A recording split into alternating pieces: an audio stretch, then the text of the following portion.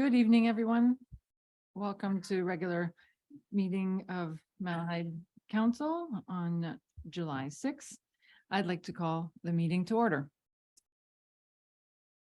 Before we get into the agenda, I wanted to acknowledge the fact that this is our last meeting with our CAO, Adam Betteridge. As council is aware, Adam let us know last month that after much reflection, he's decided to get back into the planning world and has accepted the position of Director of Planning and Building at the City of Stratford. So first off, congratulations on the appointment. Well done. Even though it's bittersweet for us, we totally understand. Since the pandemic, a lot of people have reassessed their lives and their priorities and career aspirations. And we totally respect that because your well-being matters. And on Team Malahide, everyone should feel that they're at the right place at the right time and able to contribute their best. So thank you. And this thank you is heartfelt because we know how hard you worked. You bravely stepped up to the role 2 years ago, and you provided stability and continuity. You used your planning expertise to wrap up the official plan, and you addressed a lot of planning issues, and all the while continuing to improve customer service standards. We also want to recognize all the challenges you faced, including critical vacancies to no one's fault. I don't think you ever had the benefit of a full management team or full staff complement, and being stretched thin for a long period of time can take its toll. So we wanted to recognize that. And that's not to mention that Mother Nature even threw a flood at you just to see how much more you could handle. And there again, you showed your commitment to the community and your ability to face the challenge. So thank you. Thank you for your professionalism, your willingness to juggle competing priorities. I certainly appreciate how you guided council with the utmost integrity, and all the while remaining available to all of us, to constituents, for all the phone calls and emails and text messages. And I should also point out, you even managed to finish, or almost finish your master's degree. So very impressive. I think we're very, very fortunate that you've been part of Malahide's journey. So again, congratulations and all the best.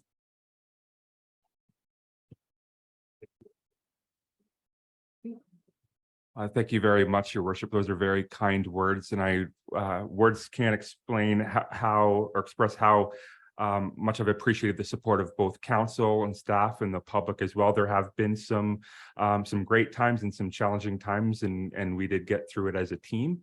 I do wish this township corporately and from a community perspective all the best moving forward with the recruitment of your next CAO and other positions with the township, and what endeavors the township will come across moving forward. So all the best, and thank you for those kind words. I really appreciate it. Thank you. You're most welcome.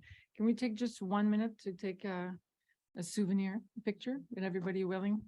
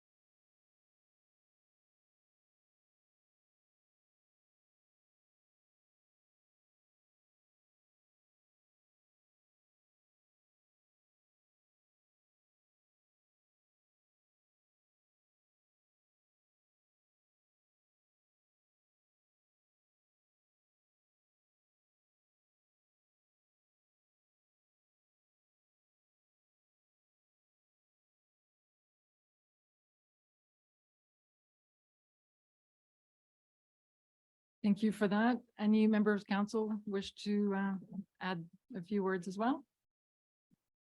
Oh, yeah. Have an hour, so.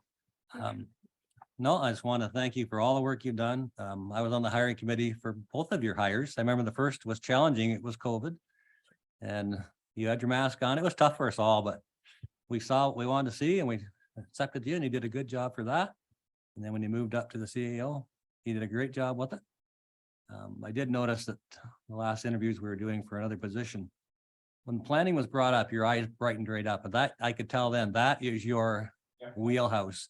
You have a passion for it and you know, you're going to do Stratford a great service. So Thank you very much, Deputy Mayor. I appreciate it. Thank you.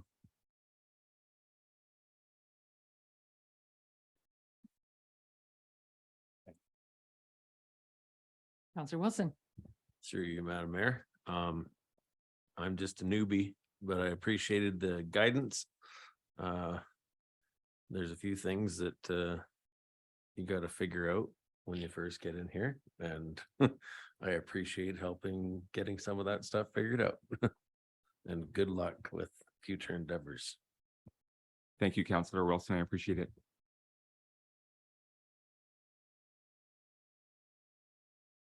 Thank you for all those. So we'll carry on this evening and moving forward. So on the agenda, next item is disclosure of pecuniary interest. Deputy Mayor Widner. yes, thank you, Mayor. Quarter revision, JL Ferguson drain. D, item D, so that's it. Noted. Not seeing anyone else. Can we look at the minutes from our previous meeting? Any errors or omissions? Seeing none. Clerk Adams. That the minutes of the regular meeting of council held on June 15th and June 27th, 2023 be adopted as printed and circulated. Mover and seconder. Counselor Cerna, Counselor Leach, all in favor? Carried.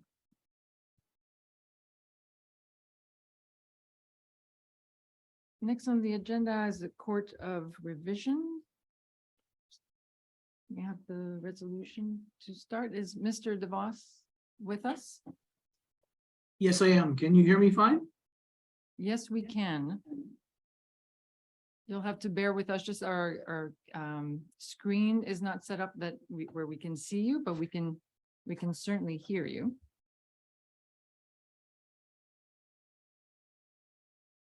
We'll just see if we can tweak that. Oh, perfect.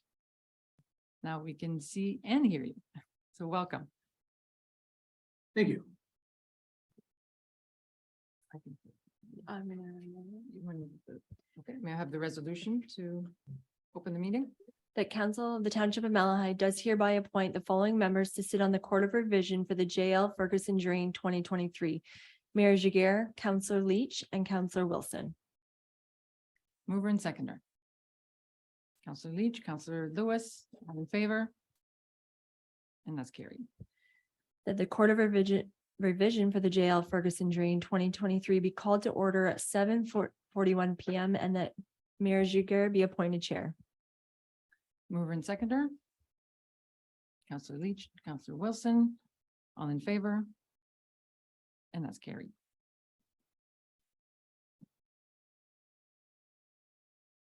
So the meeting has been called to order, and this meeting refers to the JL Ferguson Drain 2023. The engineer is Mike DeVos of Spreet Associates, and the engineer report we'll be referring to is dated April 17th, 2023. So Mr. DeVos, can you outline the nature of the proposed drainage works and the related assessment schedule, please? Sure.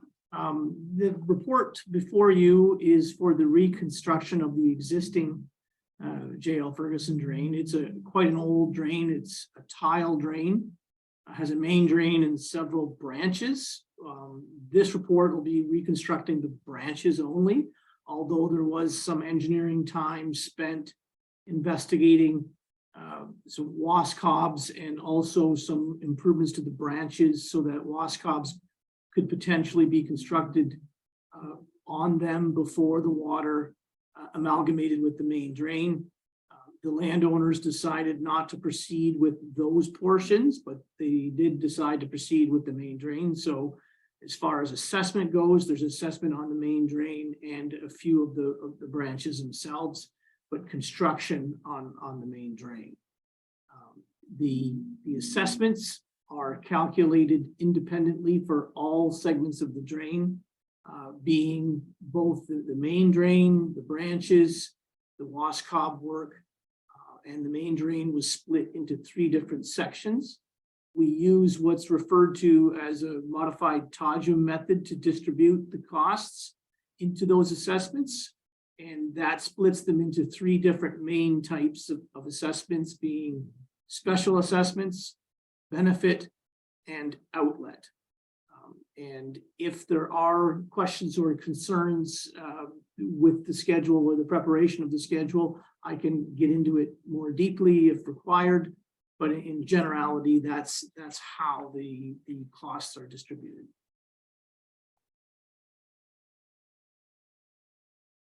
Thank you for that. Did you receive were there any written comments or objections received? Not to my knowledge. And is there anyone in attendance who wishes to make any comments? And a reminder that the comments is regarding the assessment schedule.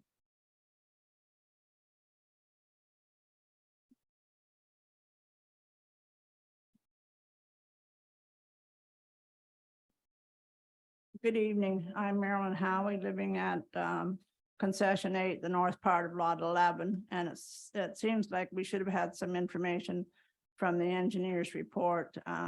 This letter said 2304/17, and I'm pretty good at keeping all my papers and looking at stuff, but I don't recall having received that. And my concern is, of course, cost. Aren't we all concerned with cost? The total amount is $301,600, but I'm wondering what the changes will be to the drain if it's going. I imagine it goes through our property, or we wouldn't have got a notice, and what it might cost.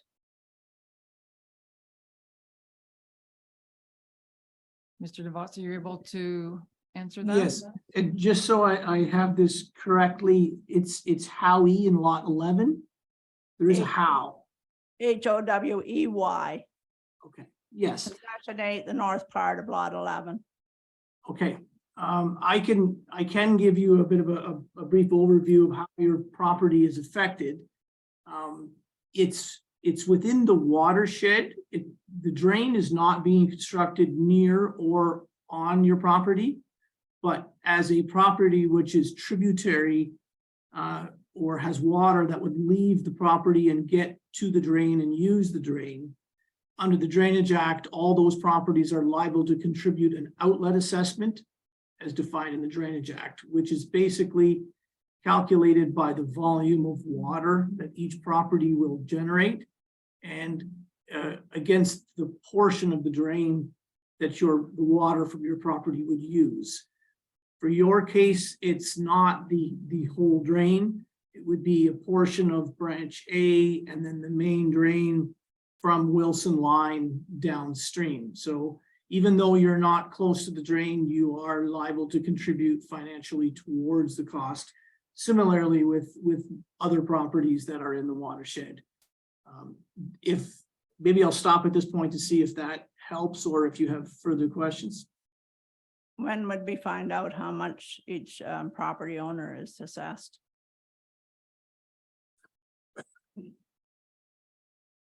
Are you able That to- would have been mailed out as part of the report. What we have in the report is an estimate. So we provide a cost estimate with the distribution of those costs for each property. Once this process of going through creating a bylaw, being this meeting and the meeting before it, then the municipality can pass a bylaw and construct the drain. And then after the construction of the drain, we can calculate the final costs and then prorate the final numbers over the schedule as instructed. So special assessments may be calculated as actual costs, but regular benefit and outlet is a prorated cost against the schedule itself.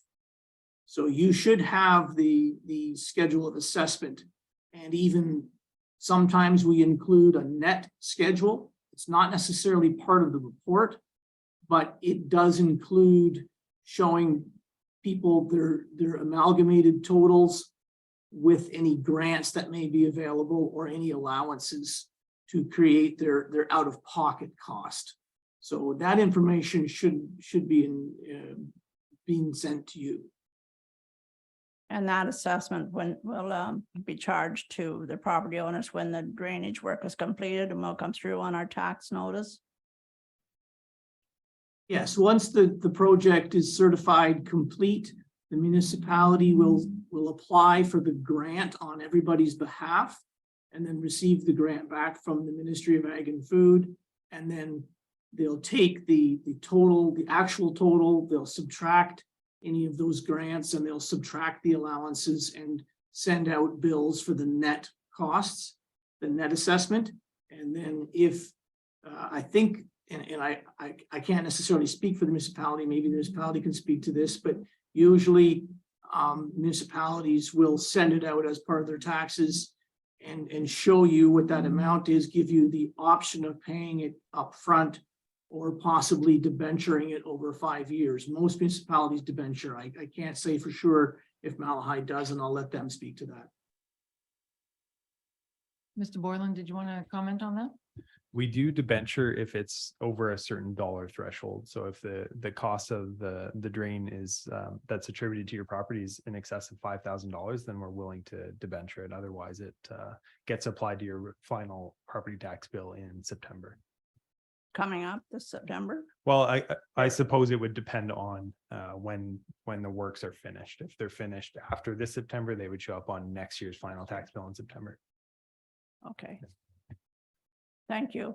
And I thank you all for hearing my concerns. Thank you. Can I confirm that you had received the correspondence Um, as far as you know with the This one I assessment? just came in the last, you turn that off, how do you turn that off?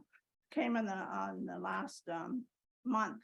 And I've been hanging on to it because I wanted to know more, but we got a notice on November the 15th of the meeting that was held in December, the South Fire Hall, which I didn't attend, obviously, or I wouldn't be here tonight.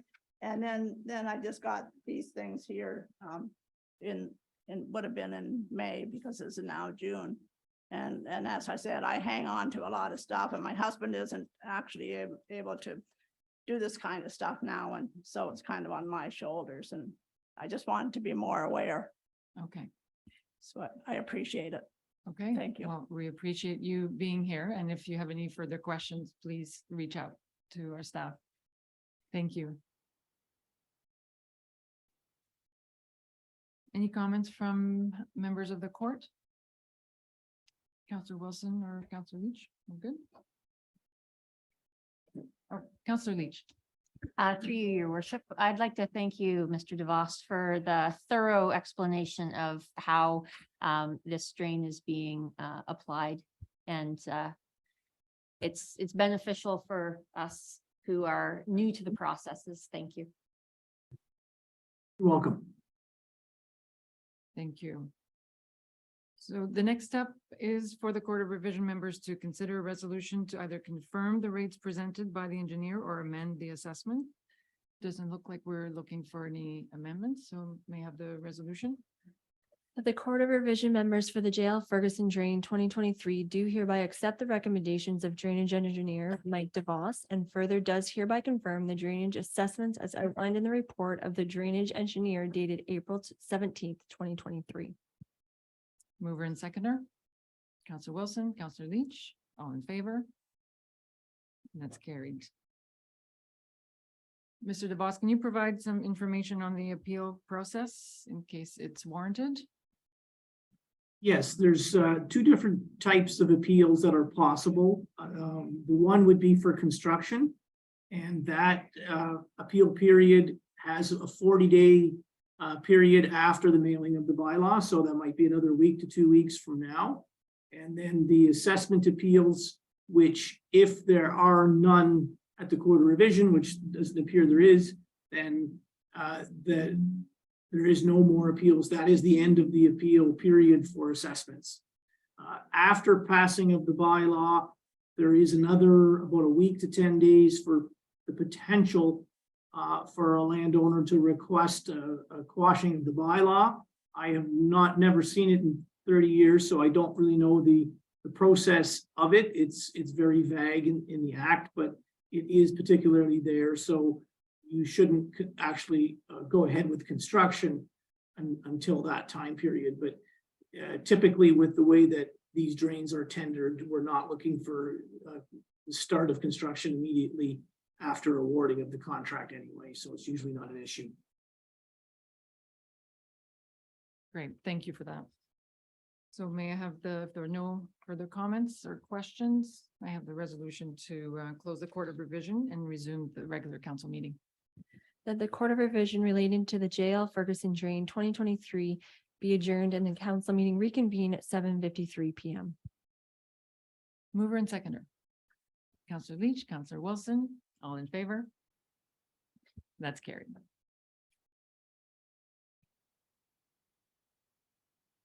Next on the agenda, we do have a delegation from the Malahide Community Policing Committee. Welcome, Maria and Rosemary. Come on up.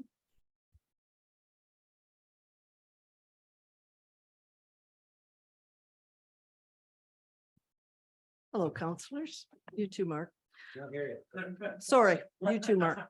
We're here concerning the radar sign. Speeding has been an ongoing concern heard by all committee members from parts of the township for many, many years, and the issues continue. We are pleased to see these signs have become more affordable, and the committee is happy to see the staff report and their recommendation to buy one pair. We are aware that these signs can lose their effectiveness over time, and we like the idea of rotating them throughout the township.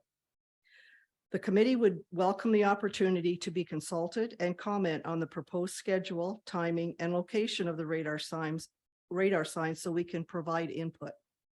If council chooses to move forward with the staff recommendation, the committee would like to make a donation of $2,000 towards the purchase of one set of the radar signs. Thank you very much. That's it. Thank you. You haven't got to go. Yes. You have to stay the Yes. whole meeting. Well, just in case there might be, if you have just 1 minute, just in case there are questions from members of council. I also want to clarify, I know there's been some correspondence back and forth with the committee and wanting to clarify the staff report recommends one radar. So it's not one set, it's one sign that would be rotated. But I think with staff, that would be agreeable to consult with the committee on the scheduling and the locations. Great. Any further comments or questions for the committee?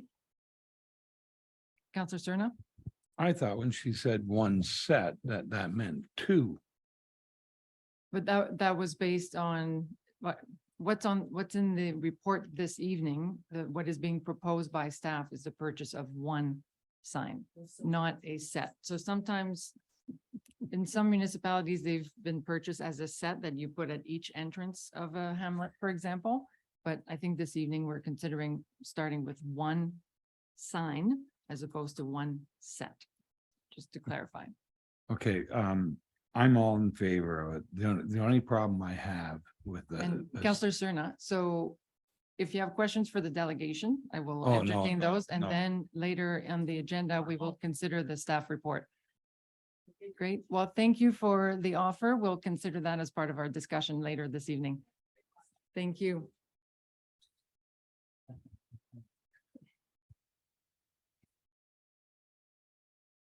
Okay, so we can move to reports of departments. The first report, I think Director Boylan, you'll address the tender award for Sparta Line Drain. Thank you, Madam Mayor. This is a tender award report for the construction of Sparta Line Drain 3 and 4. These projects were petitioned and previously approved by council. Based on the results of our tender call, staff are recommending that council award the tender to Van Bree Drainage for $60,970 under the Drainage Act. This amount is not considered a significant variance from the engineer's estimate of $69,000. Any questions or comments? Seeing none, we have the resolution. The report number PW 23-38 entitled Tender Award Sparta Line Drain number 3 and 4 be received, and that the tender for the Sparta Line Drain number 3 and 4 be awarded to Van Bree Drainage and Bulldozing Limited in the amount of $60,970 plus applicable taxes. Mover and seconder. Counselor Glinski, Counselor Lewis, all in favor? Carried. The next report, again, Director Boylan, this time the tender award for the McGinnis Drain. Yep, so this one is for the construction of a new farm crossing on the McGinnis Drain. As detailed in the report, construction of the crossing has already been approved by council at a prior meeting. Based on competitive bidding process, staff recommend award the tender to JL Henderson Excavating for $12,712.50. Under the Drainage Act, this amount is not considered a significant variance from the engineer's estimate of $14,400. Questions or comments? Seeing none, the resolution. The report number PW 23-39 entitled Tender Award McGinnis Drain 2023 be received, and that the tender for the McGinnis Drain 2023 be awarded to JL Henderson Excavating Inc. in the amount of $12,712.50 plus applicable taxes. Mover and seconder. Counselor Surnow, Counselor Leach, all in favor? Carried. Next on the agenda is a report for consideration by council from the manager facilities. I think it's manager facilities is the title. Mr. Cox, over to you. Thank you, Mayor. So the report in front of you is a second update in regards to the concession booth. At last council's meeting, the first update was presented and some further questions and recommendations from council were proposed to staff to look into. This report talks about the two options that were brought up, vending machines and food trucks. I had contacted a local food truck, one that Councillor Widner had mentioned at the previous meeting, just to see how their schedules work out through the year. And in talking with them, they said on weekends at this point of the year, we wouldn't be able to get a food truck. They start booking February and March. And from personal experience, I went last year, about August, I was working with a couple people in the community who wanted to do a food truck and market festival in the fall. We couldn't come up with a date where we could get any food trucks. We started again this year and we're still having problems for the end of October trying to get food trucks. So they are booking up. And like I said in the report, they are currently booking into the fall. They said during the week, there may be more opportunities. However, the business has to be worth their while. If it's a single game, they may not show up, or if they show up, they may not return if they don't get the return on investment. The second option that was brought up was vending machines. That one brought up other issues such as locations, because realistically they can't be outside because then you come into vandalism issues with them. Indoors, we'd have to find space, and most of the space is inside the main facility. And when if it's only baseball on, our main facility isn't open, so we don't have to extra staff to keep that facility clean. We only have the staff to do the outside. So there are other issues with that. If they break down, then we're back to ground zero again of not having it available for people. And especially when it's at nighttime, breaking down, you won't get fixed until at least the next day. So you're without. On the good note, we do have someone who's interested and wants to do it next year. They have brought up the possibility of this year. However, they are currently in a lease at a current location. And they haven't been able to work out getting out of that lease to move to here. So positive part is that we do have someone moving forward. We're in the negotiation stage with them. Or the other option this year is once again to allow staff to run it ourselves for the remainder of the year to provide something to the community. Okay, thank you for that. comment, questions? Counselor Wilson. Through you, Madam Mayor. I had a chat with Tammy Ross about stuff. And I think one of the main concerns for her was the $7,000 for the rent. When it's that high, that plus insurance, it's sort of, there's not a lot left. So, and she did not remember the name of the lady that set the $7,000 as the price, but it was definitely before COVID, and they aren't here anymore, whoever it was. And if we need to re-examine that price, I think it's better to re-examine that than to have it empty. So I'm not, but if we have interest for next year, that's great. I'm not sure what to do about this year. A fellow that I spoke to that has a food truck, he basically said that unless it's $1,500 in revenue, it's not worthwhile him moving it. So that's not your average nightly baseball game, but it might do on a weekend, but it's, but it's, well, it's better to have something in there to service the people that are showing up at the Diamond all the time than have nothing. So I'm not really sure. I guess we're almost in the same boat still, but not sure what to do about it at this point.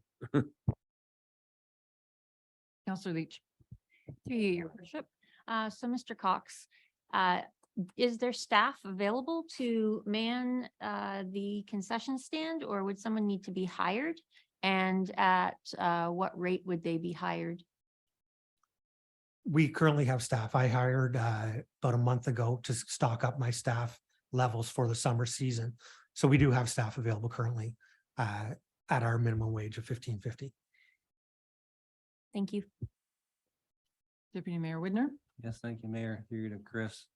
You say you have staff. Do they have to be trained specially? Are they doing like hot dogs, hamburgers, or anything like that? I don't know. I'm not gonna ask, but I imagine there'd be some training. The original plan right now is to only sell prepackaged food, so we don't have to go into any special training. I do have a couple staff that do have their food handling.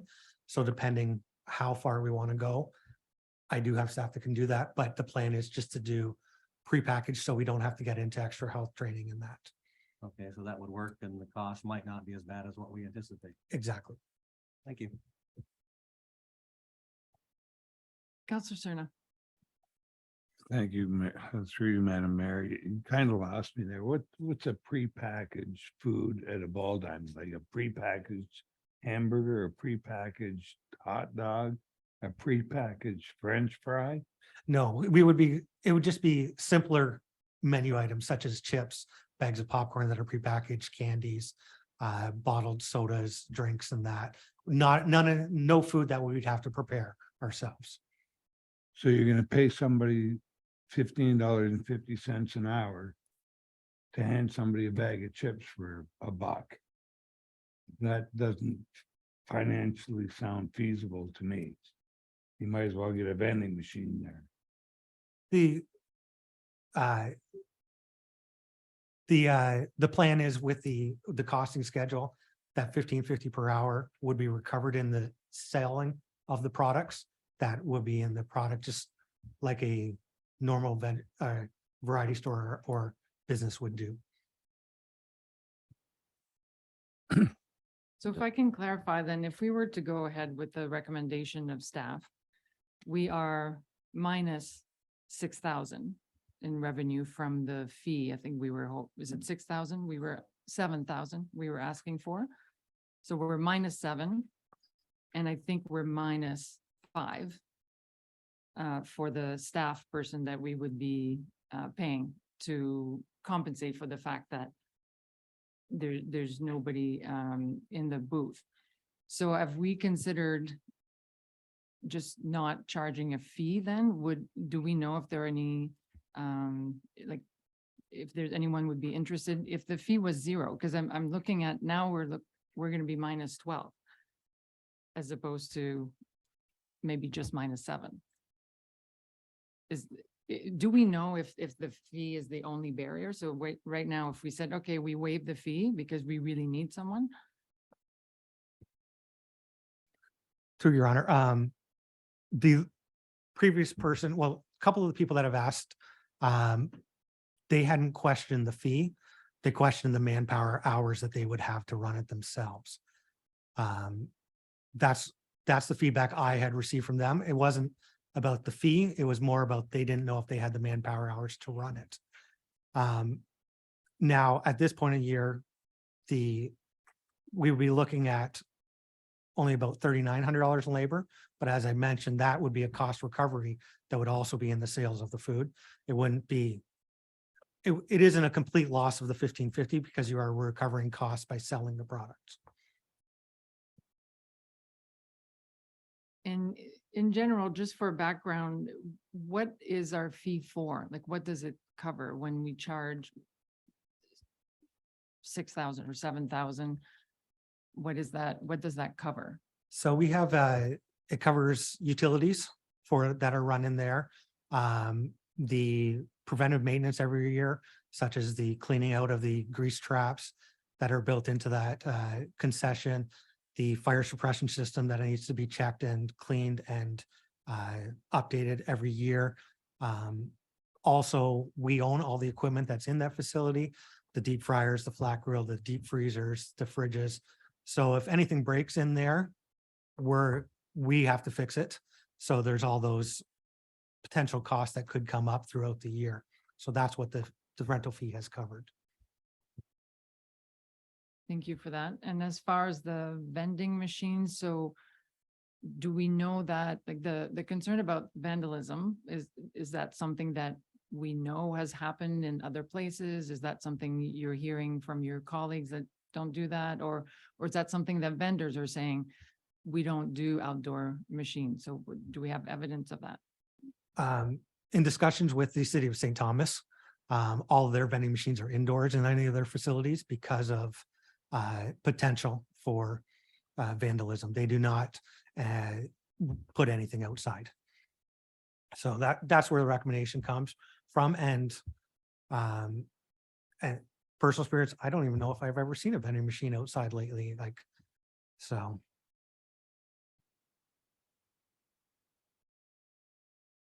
Okay, so it looks like from previous discussions, council was interested in at least providing something, like having nothing was not an option. So it sounds like at this point in the year, the only option is to provide some snacks and packaged beverages. And sorry, Mr. Cox, you want to clarify? Sorry, I do have one more point, which was in the report, that if the current contractor who's interested in next year is able to get out a lease and take over this year, if we did run it, everything would be transferred over to her at cost. So there would be no loss of any product if we went down that road. So. Thank you for that. So the option at this point on the table for this year as a temporary solution is to provide some staffing. Any further thoughts or questions on that? Councilor Glinski? Madam Mayor, if we adjusted the fee to Tammy, would she take over and carry on for the rest of the year? Adam, go ahead. Yes, through your worship, I did speak to Tammy and she's not interested. So it sounds like as many options have been as possible have been considered. And is there an interest from council to have more information about this fee? I mean, it sounds like it's not the only stumbling block, but it sounds like it was an issue. I think maybe as a follow-up or as part of maybe at the time of budget, maybe Mr. Boylan, I don't know if you want to comment on what would be most appropriate, just to provide a little bit more information as to how we set that fee. And just in case it happens to be a barrier to getting good or getting a solution, is that something that should be revisited? Yeah, we could do that through budget. We did set the budget, as it was noted by Councillor Wilson, to 0 because we were coming off the pandemic and we tend to budget revenue items in particular conservatively. So we weren't necessarily expecting $7,000 as our fee, but we weren't expecting no one to take us up on the opportunity either. So it's hard to say how we would set the budget for it. I'd almost do the same thing and then see what we get. And if we get anything greater than 0, then great, that's a surplus for us, and we'll adjust the budget the year after that. That's kind of how I approach budget lines, particularly revenue lines that we're really not sure about. So. Okay, so we'll do one step at a time and consider, do we have a resolution that's being proposed Is it for the?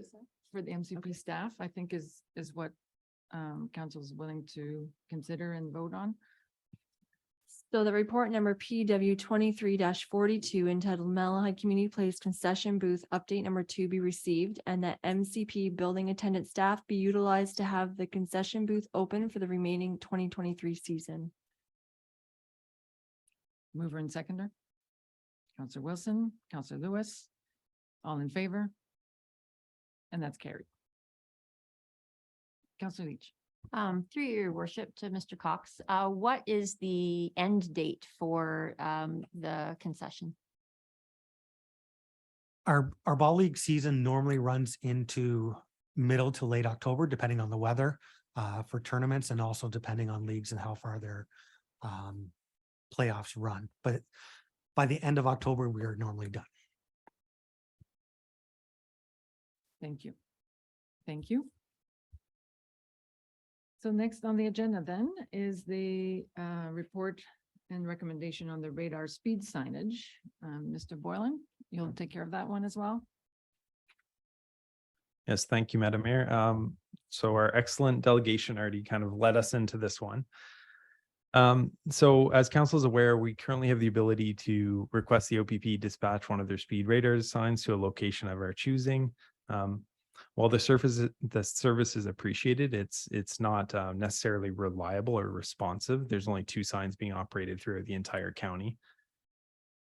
So what's being offered in this report is an alternative where the township would purchase its own sign and decide whether it would give it to the OPP to dispatch as part of its ongoing program, or the township allocate the sign at its own discretion. So one of the resolutions in the report is requesting that council A, purchase the sign, and then B, staff bring back a report for a rotational schedule for the sign.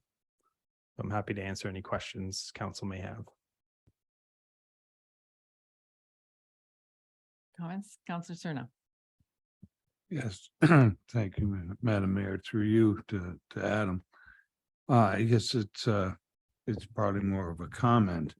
I'm all for a radar sign. The only problem I have with it is the fact that it, to me, is not a deterrent. Somebody speeding, they look at it, they say, yep, my speedometer is accurate. That's about it. I'm still pushing for photo radar. I'd like us, I think we discussed this earlier. Staff was going to look into the pricing of it, because with photo radar, there is a consequence. They take your picture. If you're doing 80 and a 50 or 90 and a 50, there's a penalty for it. And there's a consequence. When you have a sign that just tells you you're doing 80 and a 50, That's it. And it might make you slow down. Chances are it's only the good guys. It's like locks only keep out good people. If a burglar wants to get in your house, a lock does nothing. And this sign is not gonna,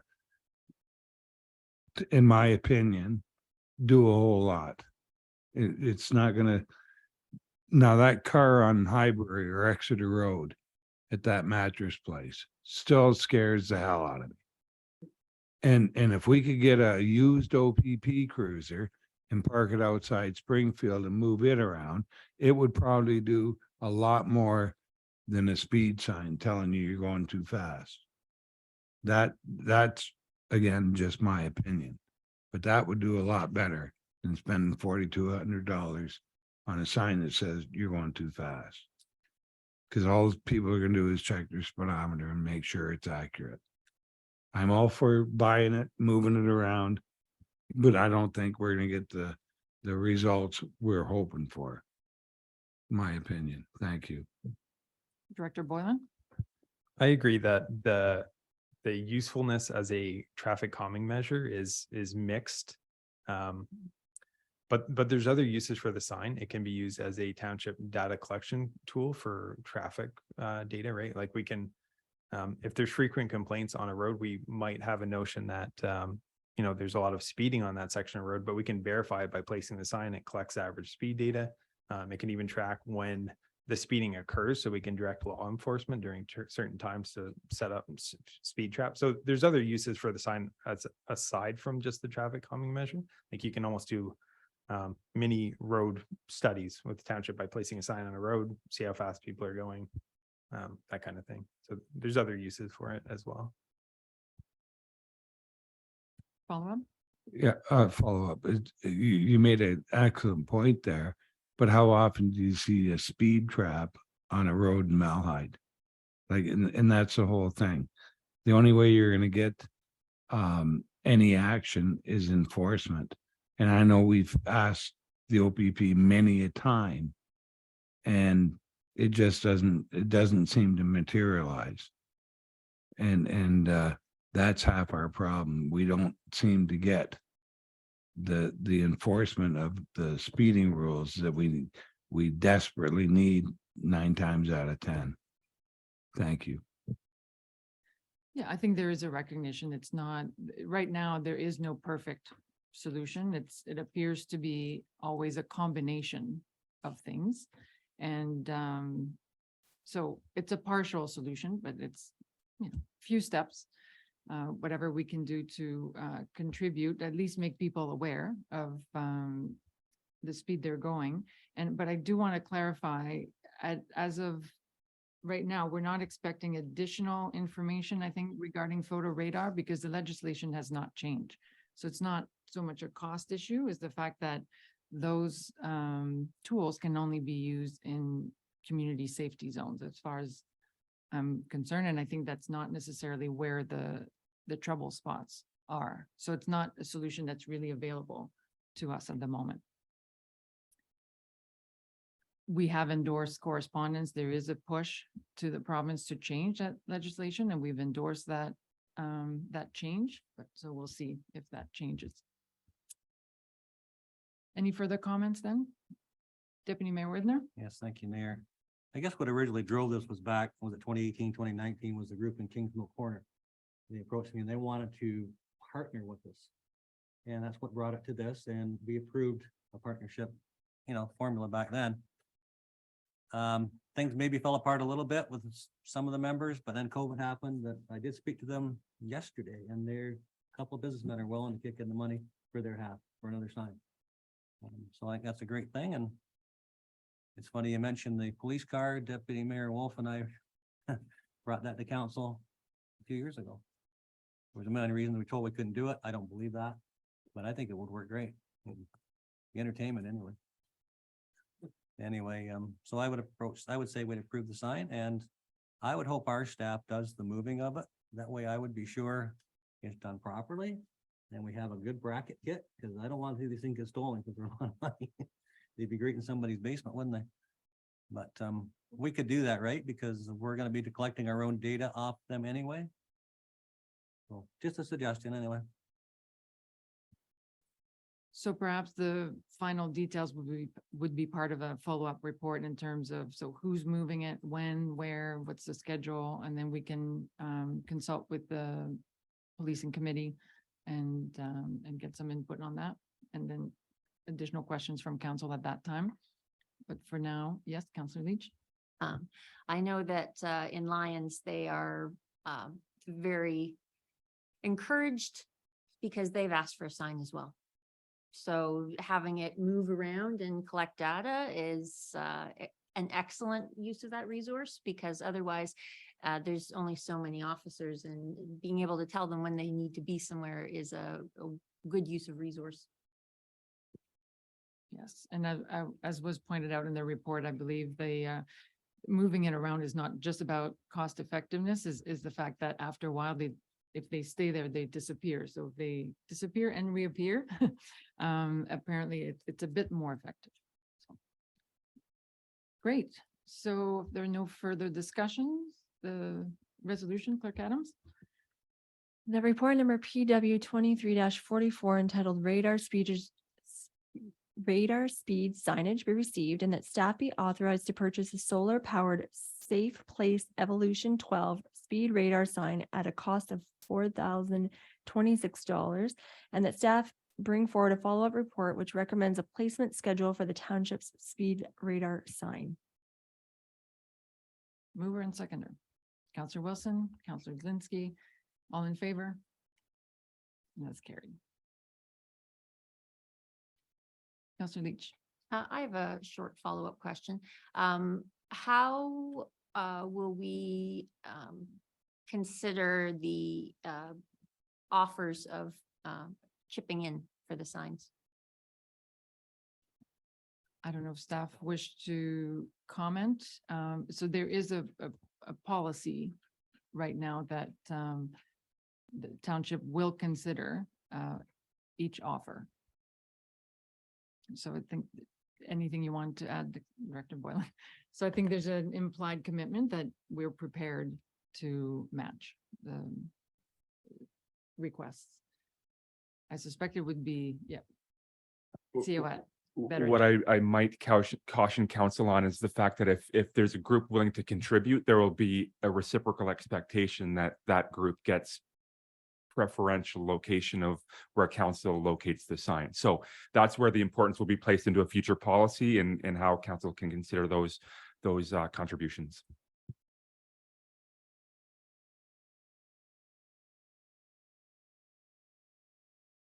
Okay, so the next report is report of our mid-year financial update. Director Boylan.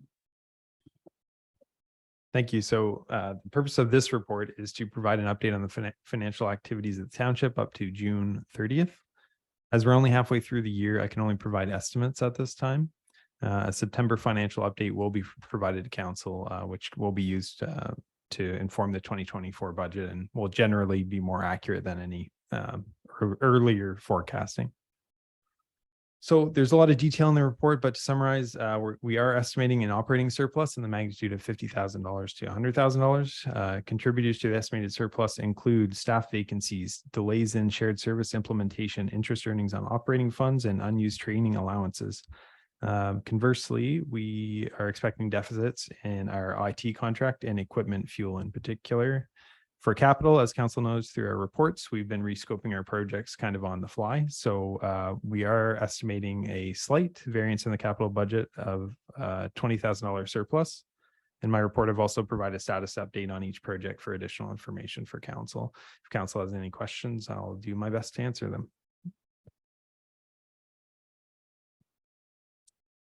Thank you. Excellent report. Questions, comments?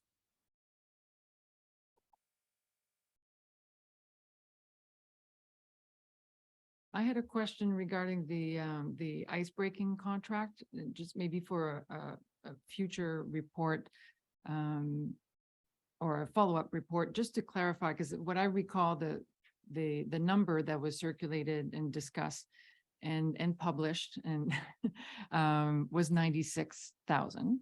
And so that's what's out there in the public.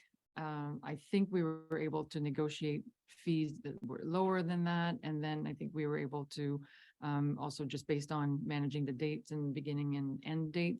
So the overall cost was lower than what was discussed initially as that big 96,000. So I think if it's possible, and maybe Director Spore, a follow-up report later on, just to follow up on what happened to that 96 and what was the end, the final resort, result and outcome.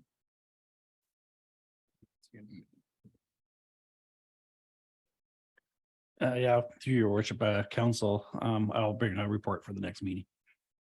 Perfect, thank you. Deputy Mayor Widner. Thank you, Mayor. I have a question for Adam.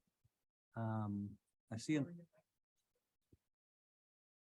loader 44. It looks like there's supposed to be an RFP tonight, but I don't see it on there. But will that be coming next meeting? Or are we secretly doing? Yeah, fair question. It was supposed to come tonight. We pushed it off one meeting so that we had the benefit of having a Public Works representative here to answer council questions. We don't have one tonight, so that's the reason it's going on the 20th instead of tonight, but we are prepared with that report. Okay, great. I understand we're getting a better deal than maybe we thought we are gonna get too, so that's good.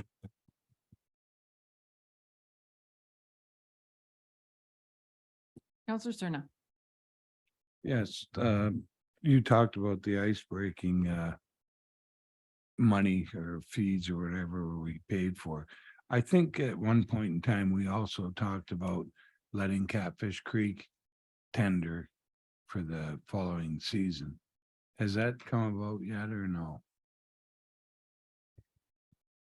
Through you, your worship, that can be ironed out in the lead up to the next flood season. I do know what's planned is to sort of go back and take a look at the flood preparedness plan and how those components are administered in the event of a flood. But the procurement of the annual flood mitigation, ice breaking and long arm, those sorts of things. If council wants to make a decision in consultation with Catfish Creek, that can be done, and perhaps that can be included in a follow-up report from the fire chief. Thank you. Yeah, and I believe there have been discussions that moving forward, it would be done jointly for sure. It's still the accountability of the township, but it would include more collaboration. Well, it's through you, Madam Mayor. It's just that their procurement policy is different than the townships. And they seem to be able to get a cheaper rate than 96,000.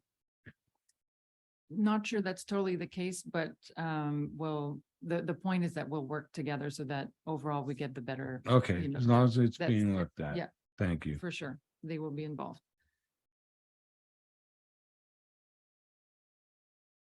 Okay, so resolution to receive the report then. The report number FIN 23-14 entitled Mid-Year Financial Update be received.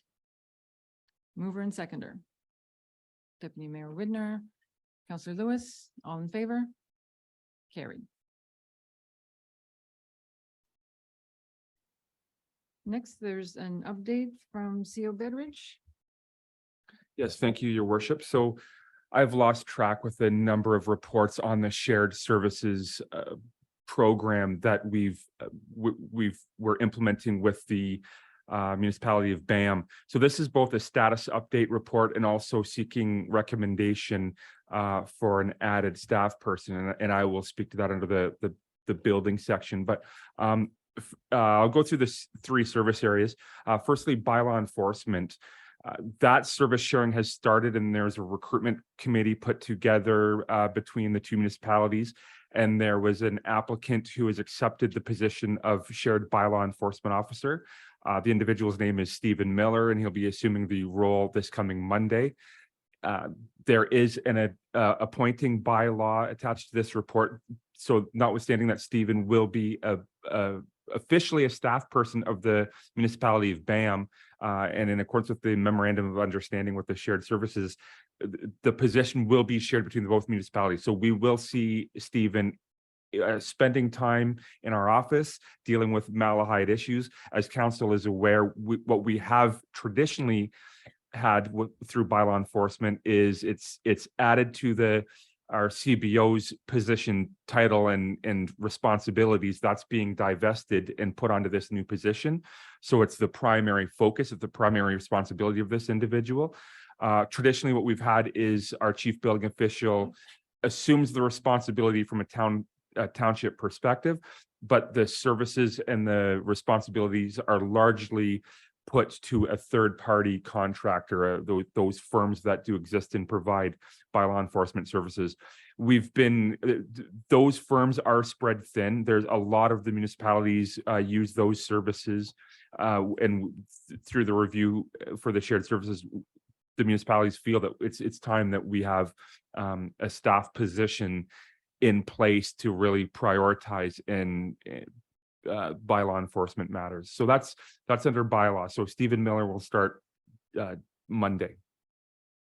Under planning, a second advertisement has gone out. There was a recruitment committee put together. There are still ongoing negotiations for that position.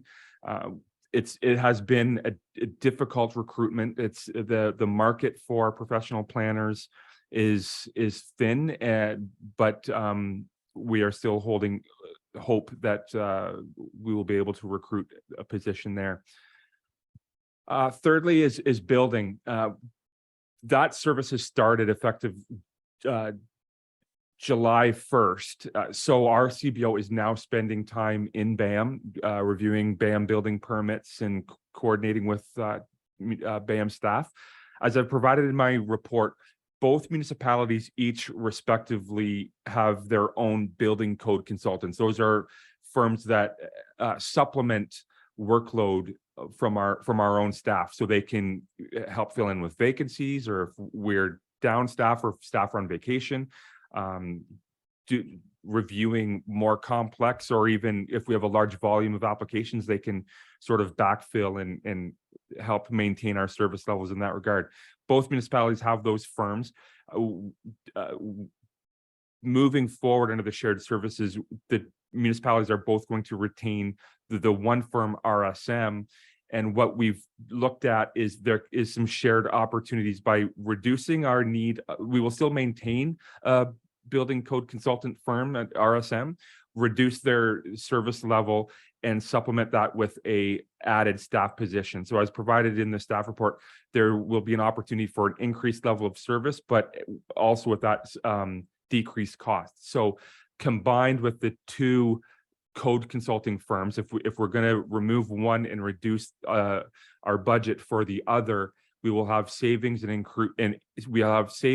increased service provision by recruiting a senior level building inspector / deputy CBO. And I've put the information in my report there. I have spoken to some financial implications in the budget.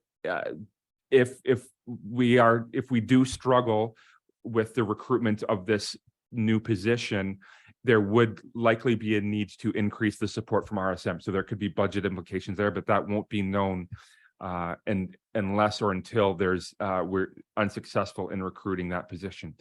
So with that, I'll leave my presentation there and can try and answer any questions that council may have. Thank you for that. Questions, comments?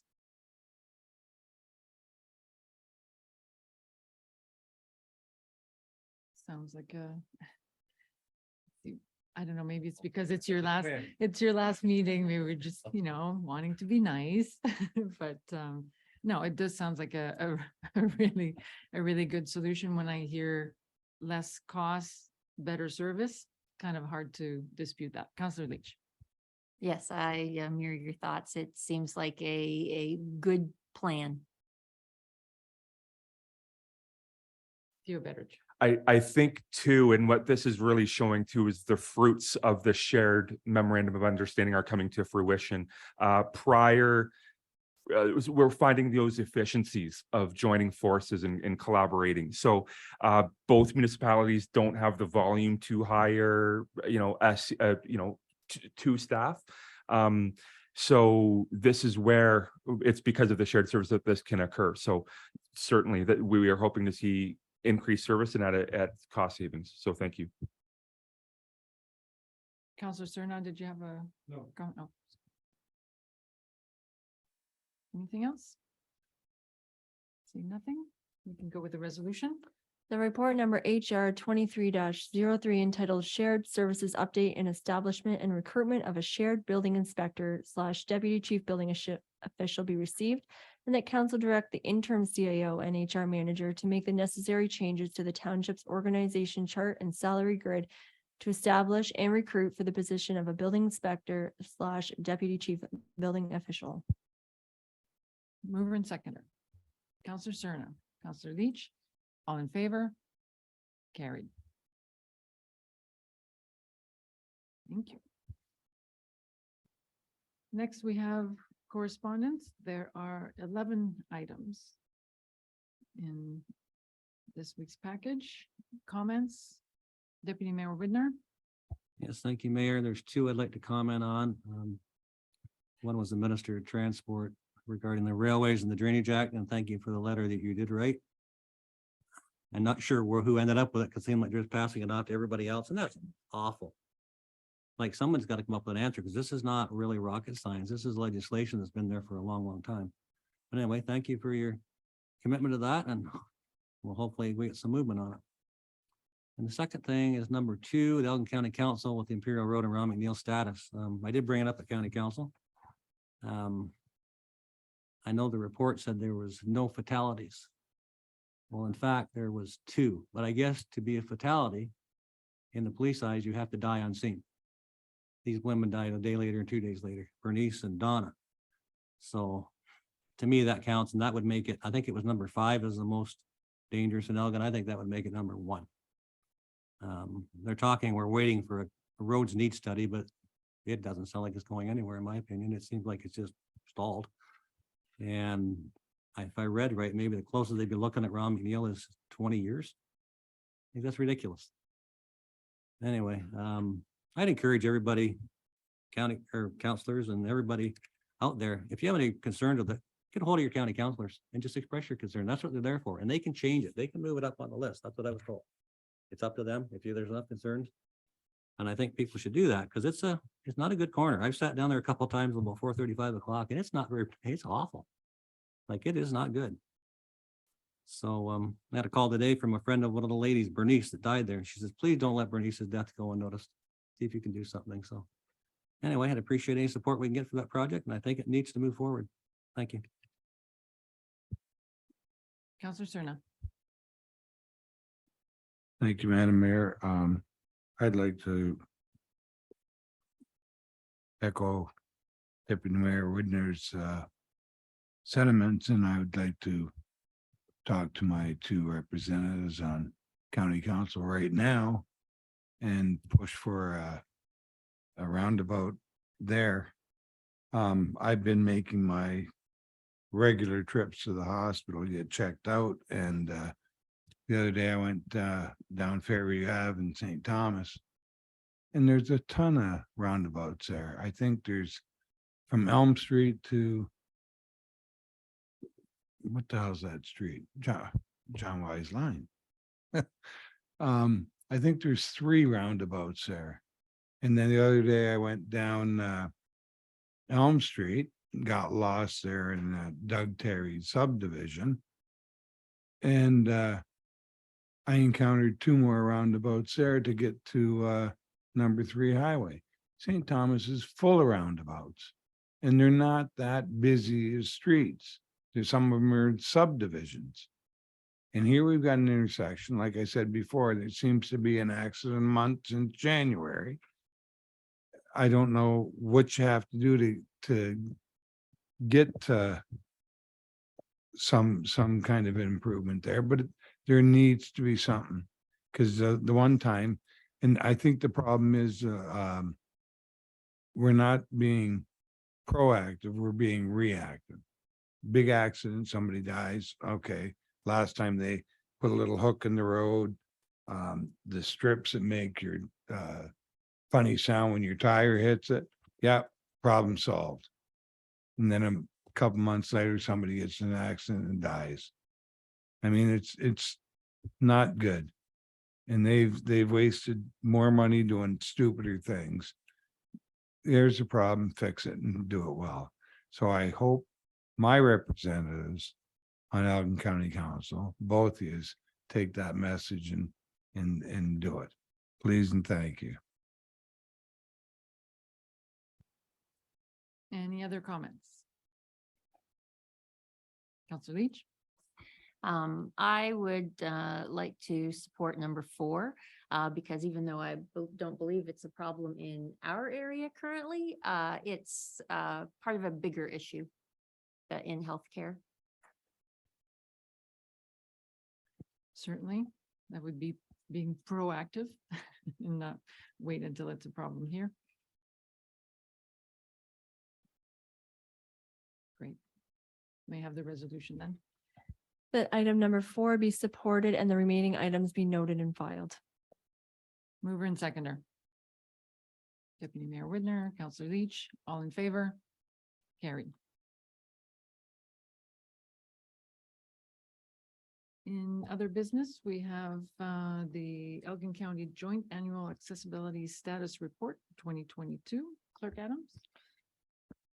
So we received these reports from the county of Elgin regarding the accessibility plans. In 2021, Elgin County and its lower tier municipalities created a joint multi-year accessibility planning spanning from 2021 to 2026.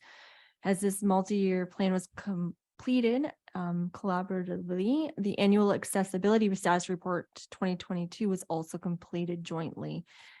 These two documents ensure compliance with the Accessibility for Ontarians with Disabilities Act and the Integrated Accessibility Standard Regulation. Once approved as required under the Integrated Accessibility Standard Regulations, these documents are to be posted on the township's website. Thank you for that. Questions, comments? Seeing none, the resolution. That the Elgin County Joint Annual Accessibility Status Report 2022 and the Elgin County and Local Municipal Partners Joint Multi-Year Accessibility Plan be received, filed, and approved. Mover and seconder. Counselor Glinski, Counselor Cerna, all in favor? Carried. Any other business? Not seeing any, we can move on to bylaws. That the following bylaws be considered read at first, second, and third reading and properly signed and sealed. Bylaw number 23-40, McGinnis Drain, third reading. Bylaw number 23-41, Sparta Line Drain 3 and 4, third reading. Bylaw number 23-50, interim CAO appointment bylaw. Bylaw number 23-52, municipal bylaw enforcement officer. And bylaw 23-53, reduced speed on Van Patter line. Mover and seconder. Counselor Cerna, Counselor Lewis, all in favor? Carried. And we don't have any closed session items, so we can move to confirmatory bylaw. That bylaw number 23-51 being a confirmatory bylaw be given first, second, and third readings and be properly signed and sealed. Mover and seconder.